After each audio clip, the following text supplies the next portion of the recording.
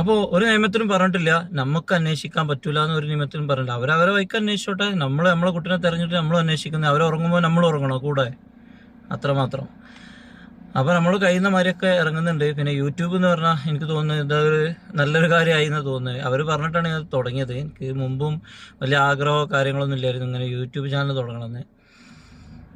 അപ്പോൾ ഇന്നത്തെ വിഷയം, നമ്മുടെ വിഷയം, ഒരുപാട് ആൾക്കാർ ചോദിച്ചു, രഹസ്യമായിട്ട് എന്നോട് പറഞ്ഞതാണ് വല്ല മന്ത്രവാദികളുടെ അടുത്തൊക്കെ ഒന്ന് പോയിക്കൂടെ എന്ന്.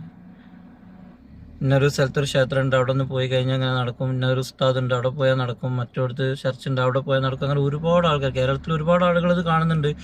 അതിൽ ജാതിയോ മതമോ കാര്യങ്ങളൊന്നുമില്ല. അപ്പോൾ അവരെ നല്ല മനസ്സിൽ അവർക്ക് ആ സ്നേഹം കൊണ്ട് ആ കുട്ടീനെ കണ്ടെത്തണം എന്നുള്ള സ്നേഹം കൊണ്ട് പറഞ്ഞായിരിക്കും.